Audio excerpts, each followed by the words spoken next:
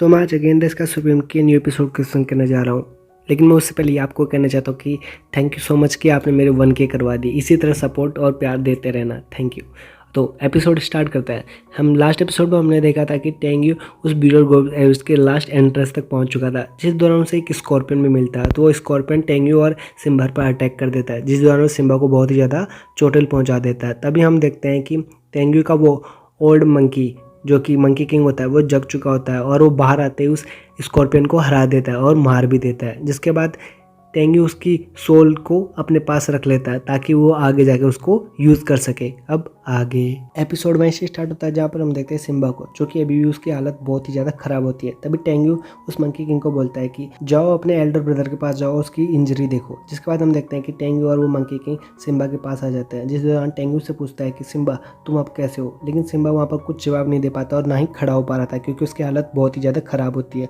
तभी हम देखते हैं मंकी किंग को, जो कि बोल रहा होता है कि एल्डर ब्रदर प्लीज़ उठो। जिसके बाद वो बोलता है कि एल्डर ब्रदर तुम चिंता मत करना, मैं मास्टर की डेफिनेटली अपनी जान से हिफाजत करूंगा। जिसके बाद टेंग्यू को देखा जाता है, जो कि सिम्बा को अपनी उसी पोटली पर रख लेता है ताकि वो आराम से वहाँ पर अपनी कल्टीवेट करके अपनी इंजरी को ठीक करे। जिसके बाद हम देखते हैं मंकी किंग को, जो कि वहाँ पर माफ़ी मांगने लगता है और बोलता है कि मुझे माफ़ कर दो मास्टर, मैंने आपको और बिग ब्रदर सिम्बा को नहीं बचा सका और मैं आपको प्रोटेक्ट करने में फेल हो गया। जिसके बाद टेंग्यू बोलता है कि कोई प्रॉब्लम नहीं, इसमें तुम्हारी कोई गलती नहीं, तुम आखिरकार उड़ चुके हो, यही काफ़ी है। जिसके बाद वो बोलता है कि तुम्हें इतना पोलाइट होने की ज़रूरत नहीं है मेरे सामने। जिसके बाद मंकी किंग उड़ जाता है और वहाँ पर कुछ सोचने लगता है। जिसके बाद कुछ सोचते सोचते वो बोलता है कि मास्टर मुझे याद आया कि मैंने आपकी होंगमेंग हाउस एंड स्वॉर्ड देख रखी है और मुझे पता है वो कहाँ पर है। जिसके बाद वो बताने लगता है कि जो ये ब्लड लेक है ना, इसके सबसे डीपेस्ट पार्ट के अंदर हुआ है और मैंने देखा था कि वो एक स्केलेटन के अंदर है, जो कि किसी प्री हिस्टोरिक गॉड का स्केलेटन है। जिसके बाद हम देखते हैं टेंग्यू को, जो कि ये चीज़ सुन के स्माइल करने लगता है और वो दोनों ही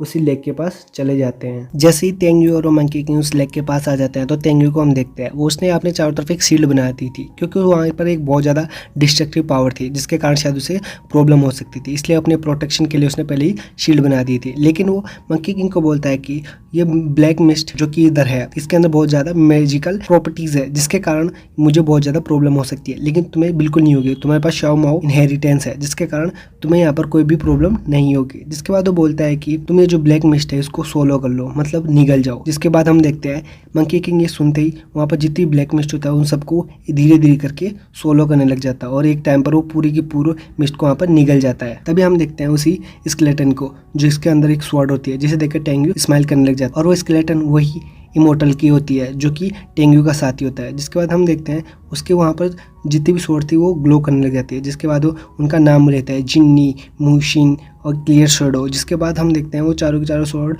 वहाँ पर ग्लो करने लग जाती है, जिसे देखकर टेंग्यू बोलता है कि अब तुम चिंता मत करो, मैं तुम्हें यहाँ से लेने आ चुका हूँ। जिसके बाद हम देखते हैं वो उस बैरियर को हटाने की कोशिश करता है और बैरियर हटाते उसको उसके हाथ से ब्लड आने लग जाते हैं, जिसके कारण वो समझ जाता है यहाँ पर अभी भी कुछ ऐसा है जिसके कारण मुझे शील्ड से बाहर नहीं आने दे रहा है। जिसके बाद वो शील्ड को लगाने के बाद वहाँ पर मुआवना लेने लगता है और बोलता है कि अच्छा यहाँ पर तो इस इमोर्टल ने बैन लगाया है, जिसके कारण यहाँ पर कोई भी इतनी आसानी से नहीं आ सकता। लेकिन वो बोलता है कि ये बैन इतना भी पावरफुल नहीं है, अगर ये इतना पावरफुल होता तो इटर्नल इमोर्टल सेट्स के बंदे मेरी फायर डांस स्वॉर्ड नहीं ले जाते। जिसके बाद वो पहचान जाता है कि ये बैन इमोर्टल ने लगाई थी ताकि मेरे को अगर मैं यहाँ आऊँ तो कम से कम ज़्यादा चोट पहुँचे। जिसके बाद हम देखते हैं टेंग्यू उसी लेक के ऊपर आ जाता है अपनी स्वॉर्ड पे बैठ कर, जहाँ पर हम देखते हैं वो इस ब्लड पर अपनी पावर का इस्तेमाल करने लग जाता है। उससे पता चलता है कि जो इमोर्टल था उसके ब्लड से ही ये लेक बना है, जो कि 2 भागों में डिवाइड हो चुका था। जिसके बाद वो इस चीज़ को देख ही रहा होता है और धीरे धीरे सबको समझ रहा होता है कि कैसे ये फॉर्मेशन बना और कैसे ये लेक का निर्माण हुआ। जिसके बाद उस देखता है कि यहाँ पर बहुत ज़्यादा डिस्ट्रक्टिव पावर है, जो कि किसी के लिए भी बहुत ही ज़्यादा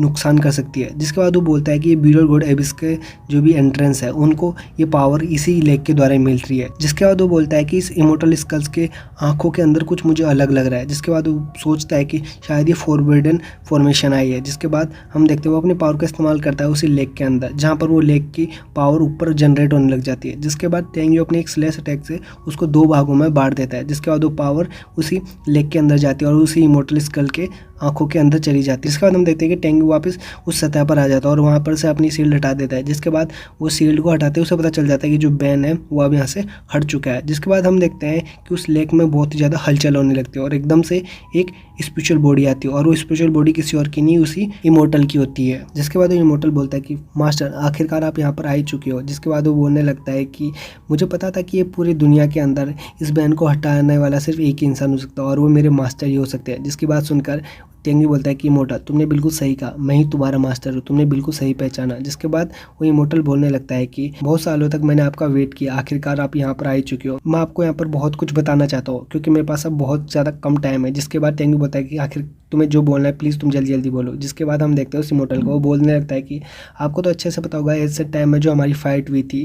जिसके बाद वो बोलता है कि आपको पता ही होगा ऑर्गिन सुप्रीम और चाओ सुप्रीम की दोनों क्लैन के बारे में। दोनों गॉड्स ने एक साथ मिलकर हेवनली पनिशमेंट कंटेंट को ख़त्म करने की कोशिश की थी ताकि वो आपका जो आखिरी इनकारनेशन है उसको भी ख़त्म करे और बाकी जितने भी गॉड्स हैं उन सबको ख़त्म कर सके। लेकिन हम सभी जायंट गॉड्स और सेवेज लॉर्ड गॉड ने साथ में एक साथ मिलकर आपको बचाने की कोशिश की और इस हेवनली पनिशमेंट को बचाने की कोशिश की। जिसके बाद वो बताने लगता है कि जितने भी प्रीहिस्टोरिक और बारबरिक क्लैन के जायंट्स गॉड थे उन्होंने साथ में मिलकर हेवनली पनिशमेंट को बचाने की कोशिश की, लेकिन आपके साथ जो और आपको फॉलो कर रहे थे गॉड्स उन्होंने आपको धोखा दे दिया और यही हमारी कमजोरी का कारण बन गया था। जिसकी ये सब चीज़ बनने के बाद हम देखते हैं टेंगी को उसको बहुत ज़्यादा गुस्सा आ जाता है और बोलता है कि इमोर्टल तुम इसके बारे में चिंता मत करो, इन फ्यूचर में उनको अपने हाथों से मारूंगा और तुम्हारा भी रिवेंज लूंगा। जिसकी ये सब चीज़ बनने के बाद इसके बाद वो इमोर्टल बोलता है कि फर्स्ट वॉर के अंदर जितने भी गॉड्स थे प्रीहिस्टोरिक एंड और बारबरिक क्लैन के जायंट गॉड्स हम दोनों ने मिलकर अदर गॉड से फाइट की थी, जिसके अंदर आपका सबसे ज़्यादा लॉयल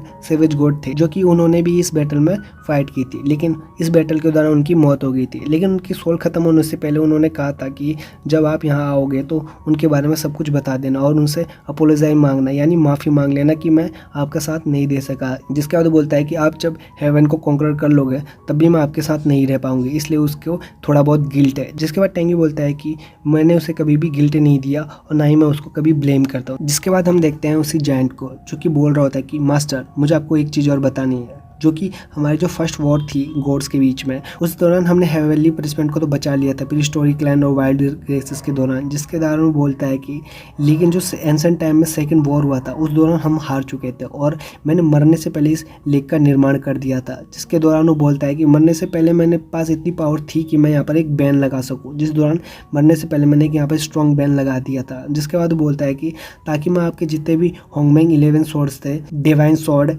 एंड जो भी 11 एट्रीब्यूट हैंडल्स थे उन सबको सेव कर सको ताकि आप बाद में इस होंगमेंग गॉड किलिंग स्वॉर्ड्स को ले जा सको। जिसके बाद वो सारी स्वॉर्ड यहाँ पर थी तो सही, लेकिन जिसके बाद टेंगी इमोर्टल को बोलता है कि आखिरकार यहाँ पर 4 ही डिवाइन स्वॉर्ड क्यों है, बाकी की कहाँ गई। जिसके बाद वहाँ वो जायंट को दिखाया जाता है जो कि बोलता है कि मास्टर मुझे माफ़ करना, लेकिन 80,000 साल पहले यहाँ पर 11 मोर्टल्स आए थे जो कि आपस में फाइट कर रहे थे, जिस दौरान वो बहुत ही ज़्यादा पावरफुल थे। तो मेरा जो बैन था वो कमज़ोर हो गया था और वो बैन टूट चुका था। जिस दौरान उन मोर्टल्स ने उन स्वॉर्ड्स को देख लिया और उनमें से 8 डिवाइन स्वॉर्ड यहाँ से लेके चले गए थे।